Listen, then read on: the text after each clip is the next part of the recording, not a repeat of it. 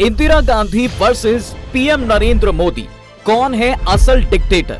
एक तरफ है इंदिरा गांधी, जिनके राज में देश एक ही कानून और एक ही लीडर के सामने सर झुकाने को मजबूर था।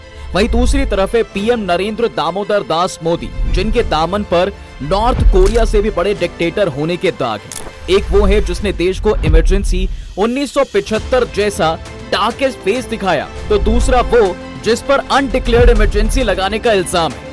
देश के ये दोनों प्रधानमंत्री जहां इंडियन पॉलिटिक्स के एक बड़े चेहरे हैं, वहीं इनकी एक ऐसी डार्क साइड भी है जिसे लोग लोकतंत्र पर काला साया मानते हैं। वो आज भी दुआ करते हैं कि इनका दौर, इनका राज और इनका शासन कभी लौट कर ना आए।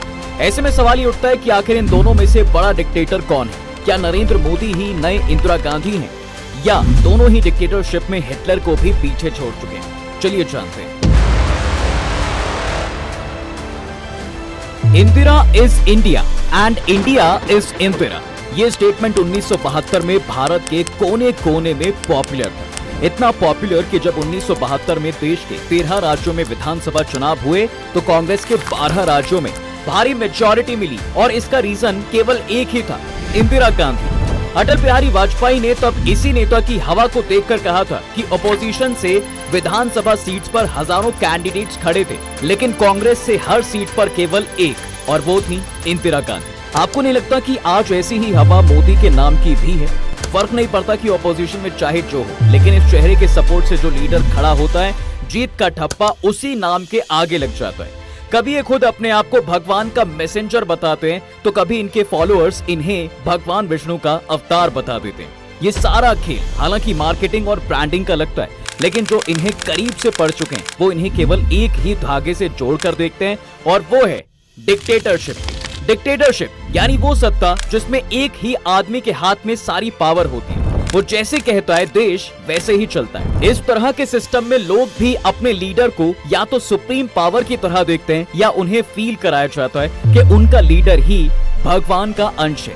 जर्मनी वासी भी हिटलर को ठीक ऐसे ही देखते थे, और कमाल की बात है कि इंदिरा गांधी को भी 1971 में इसी तरह दुर्गा के रूप में देखा जाता था। नाउ कट टू प्रेजेंट, तो मोदी जी को भी इसी तरह एक डिवाइन पावर की तरह देखा जा रहा है। इससे पता चलता है कि इन दोनों लीडर्स की पर्सनालिटी, डिसीजन मेकिंग और पॉपुलैरिटीज में काफी सिमिलैरिटीज है, या यूं कहें कि एक ही सिक्के के दो पहलू जैसे लगते हैं, तभी तो ये डिक्टेटर भी कहलाए जाते हैं। अब दोनों में से कौन बड़ा तानाशाह है और कौन किसको टॉप करता है, ये हमें उनके पॉलिटिकल करियर से पता चलता है। शुरुआत अगर पीएम मोदी से करें तो साल 2014 में पीएम बनने के बाद से ही इनकी स्टोरी को एक चाय वाले के रूप में बेचा गया। एक ऐसा चाय वाला जिसने रेल के डिब्बे में चाय बेचने से सफर शुरू किया और कई मुश्किलों को पार करते हुए देश के प्रधानमंत्री की सत्ता तक जा पहुंचा। इसी तरह इंदिरा गांधी के पास भी सरनेम भले ही गांधी का रहा, लेकिन इन्हें टैग एक गूंगी गुड़िया का मिला। एक वक्त पर कांग्रेस की कठपुतली रहने से लेकर इन्होंने भी वो मकाम हासिल किया कि इनके sir Taj iron lady of India का सजा। कुल मिलाकर दोनों सुप्रीम लीडर्स ने अपनी अपनी कहानी इस तरह बेची कि वो ऑडियंस के लिए काफी रिलेटेबल बन गई। तभी तो ये दोनों जनता के इतने चहेते बन पाए। इंटरनेशनली और नेशनली इन दोनों की पर्सनालिटी भी एक इन्फ्लुएंशियल पीएम की बनी। ऐसी ही सिमिलैरिटीज इनकी पॉलिसीज और डिसीजन में भी देखने को मिलती है। जिस तरह से लॉ को तोड़ने, मरोड़ने और बिना इंट्रोड्यूस किए बिल पास करने के इल्जाम पीएम मोदी पर लगते हैं, एक टाइम पर इंदिरा गांधी भी ठीक वैसा ही कर चुकी है। कांग्रेस की कठपुतली कहलाने से लेकर फियरलेस लीडर बनने तक जब वो धीरे धीरे पॉपुलर हुई तो कानून को अपने हिसाब से अमेंड करने में पीछे नहीं रही। इसका सबसे बड़ा एग्जाम्पल बैंक नेशनलाइजेशन और प्रीवी पर्स अबॉलिशन का है, जिसके तहत 14 प्राइवेट बैंक को नेशनलाइज करने का फैसला इंदिरा गांधी ने फाइनेंस मिनिस्टर को बिना बताए ही लिया था। और जब पॉलिसी को रेगुलेट करने की बारी आई तो हाउस सेशन के स्टार्ट होने से पहले रातों रात इन्होंने ऑर्डिनेंस को प्रेसिडेंट से साइन करा लिया। एक ही झटके में इससे 14 बैंक नेशनलाइज्ड हो गए, और परेशान होकर शेयर होल्डर जब सुप्रीम कोर्ट के दरवाजे पहुंचे तो उन्होंने इंटरफेयर कर इंदिरा गांधी के डिसीजन को गलत ठहराया। लेकिन कमाल देखिए, इंदिरा गांधी ने हार नहीं मानी। वो एक नया अमेंडमेंट लेकर आई और सुप्रीम कोर्ट के फैसले को ही रिवर्स कर दिया। प्रीवी पर्स को अबॉलिश करने के लिए भी ठीक वो ऐसे ही पैतरे आजमाए, और अपने टाइम में वो 2 लैंडमार्क अमेंडमेंट लेकर आई। ठीक ऐसी ही पॉलिसी बनाने और अपने फैसले मनवाने की क्वालिटी पीएम मोदी में भी हमें देखने को मिलती है। जिन्होंने किसान को लेकर 3 फार्म बिल बनाए और बिना किसी चर्चे के इसे लोकसभा राज्यसभा में पास कर दिया। हालांकि मोदी जी भी इसे हर हाल में इम्प्लीमेंट करना चाहते थे, लेकिन क्योंकि किसानों का सपोर्ट गवर्नमेंट को नहीं मिला और एक मास प्रोटेस्ट देश में चला, इसलिए आखिरकार मोदी जी को ये कानून वापस लेने पड़े। और हाल ही में जब किसान दोबारा अपने हक के लिए सड़कों पर आए तो उनके प्रोटेस्ट को दबाने के लिए बीजेपी ने हर पैंतरा अपनाया।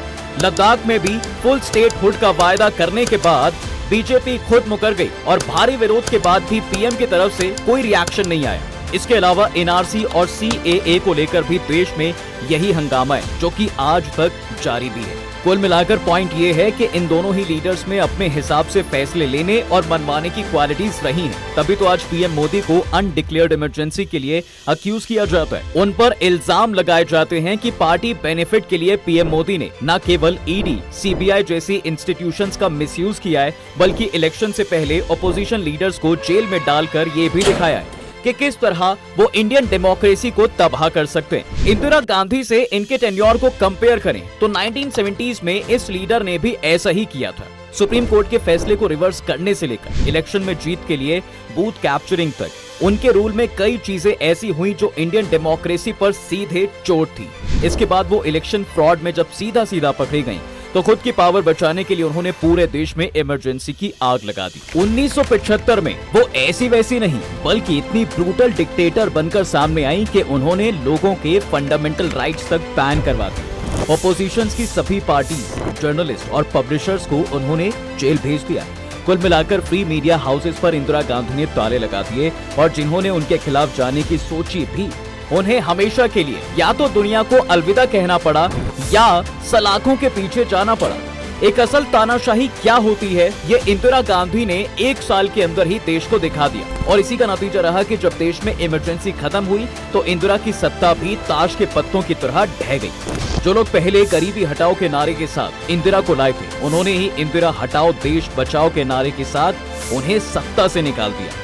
वही बात पीएम मोदी की करें तो जो लोग इन्हें नई इंदिरा कह रहे हैं, उनका आर्ग्यूमेंट है कि इमरजेंसी ना लगने के बाद भी देश केवल एक ही आदमी के इशारे पर चल रहा है। मीडिया आज उनकी भाषा बोल रही है, सुप्रीम कोर्ट तक प्रेशर बनाया जा रहा है और खुद इलेक्शन कमीशन इतना ज्यादा एक पार्टी की तरफ झुकी हुई है कि उसकी क्रेडिबिलिटी 0 हो गई है। इलेक्शन से पहले ऑपोजिशंस के अकाउंट फ्रीज होना और अरविंद केजरीवाल को जेल में डालना तो यही दिखाता है कि देश की डेमोक्रेसी खतरे में। ये आर्गुमेंट्स कहीं ना कहीं सच भी हैं, क्योंकि इंदिरा गवर्नमेंट की तरह ही बीजेपी गवर्नमेंट भी इलेक्टोरल बॉन्ड स्कैम में पाई गई है। ऊपर से जिस राज्य में इनकी सत्ता नहीं है, वहां भी सरकार को फॉर्म करने के लिए इन्होंने सभी पॉलिटिकल शतरंज खेले। साथ ही बीजेपी के नेता खुद ऐसा कह चुके हैं कि अगर तीसरी बार मोदी आते हैं तो वो खुद मेक श्योर करेंगे कि दोबारा इलेक्शन ना हो या फिर 1 नेशन 1 इलेक्शन का इम्प्लीमेंटेशन हो। इसके अलावा बीजेपी का एक विजन स्टेट की पावर घटाकर सेंटर के हाथ में ज्यादा पावर देने का भी है, ताकि राज्य में सरकार किसी की भी रहे लेकिन स्टेट की कमान हमेशा लीडर के हाथ में हो। और वो लीडर जानते हैं कौन है? पीएम मोदी। कुल मिलाकर बात जब गवर्नमेंट की होती है तो चेहरा केवल पीएम मोदी का बिकता है। आडवाणी से लेकर बीजेपी के कई प्राइम फेसेस को तो पूरी तरह साइडलाइन कर दिया गया है और फोकस केवल पीएम मोदी पर है। हालांकि ये सब राजनीति का ही एक हिस्सा है, लेकिन एक ही नेता पर इतना फोकस ये दिखाता है कि लॉ एंड ऑर्डर को कंट्रोल करने की इंदिरा गांधी की जो सोच थी वही बीजेपी में भी झलकती है। हालांकि ये डिक्टेटरशिप के लेवल तक नहीं पहुंची है, लेकिन पिछले कुछ सालों में सत्ता में बने रहने के लिए डेमोक्रेसी को जिस तरह से मैनिपुलेट किया गया है, इसे भी झुटलाया नहीं जा सकता। वैसे कांग्रेस के टाइम पर भी ऐसा खुलेआम होता था और तब बीजेपी लीडर्स इसका अपोज करते थे, मगर आज वो खुद भी ऐसा ही करने में लगे हुए हैं। कुल मिलाकर इन दोनों लीडर्स के बीच सिमिलैरिटीज का सिलसिला इतना बड़ा है कि लंबी चौड़ी वीडियो बन सकती है, लेकिन कुछ खास समानताओं पर फोकस करें तो अपने अपने समय में इन दोनों नेताओं ने इलेक्शन में पाकिस्तान कार्ड को भी इस्तेमाल करने से परहेज नहीं किया। सबसे पहले 1970s में इंदिरा गांधी ऐसा करती थी। उन्होंने 1971 के युद्ध को जीतने के बाद भी पाकिस्तान मुद्दे को इलेक्शन में जिंदा रखा और सपोर्ट पाती रही। इसी तरह कहीं ना कहीं मोदी जी के राज में भी ऐसा ही हुआ और इसका बेनिफिट 2019 के इलेक्शन में उन्हें मिला भी, क्योंकि लोगों के लिए देश प्रेम के इमोशन के आगे कई चीजें धुंधली पड़ जाती हैं। लेकिन इससे ये भी पता चलता है कि मेजॉरिटी पाने के लिए ये दोनों ही सरकारें राजनीति की कोई भी चाल का इस्तेमाल कर सकती हैं।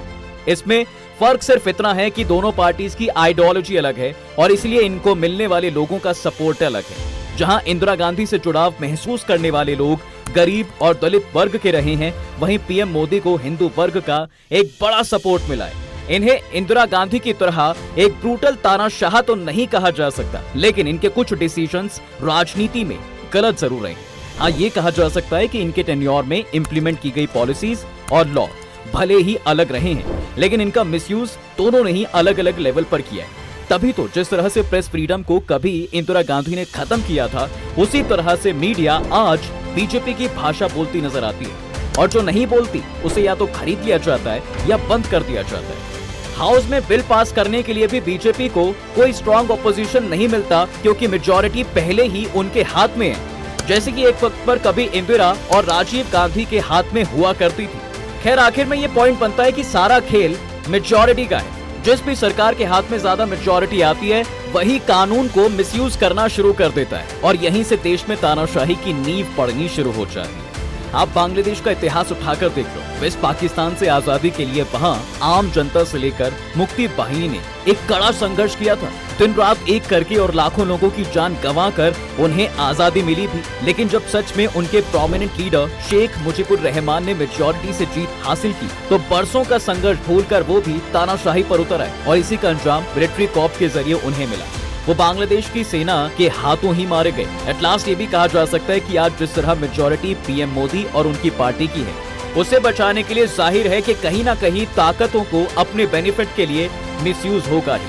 राजनीति में पार्टी ऐसा तो करती ही है, ये कोई पहली पार्टी नहीं है जिसने ऐसा किया है। लेकिन इस बलबूते पर उन्हें डिक्टेटर कहा जा सकता है या नहीं, और वो इस इलेक्शन के बाद एक बड़े डिक्टेटर बनने वाले हैं या नहीं, ये आप डिसाइड करें। साथ ही क्या पीएम मोदी की ताकतों को रिस्ट्रिक्ट करने के लिए भी कोई कानून होना चाहिए, ये हमें कमेंट सेक्शन में जरूर बताएं। आज के लिए बस इतना ही, मिलते हैं अगली वीडियो में। तब तक के लिए आप वीडियो को लाइक, शेयर और चैनल को सब्सक्राइब करना बिल्कुल ना भूलें।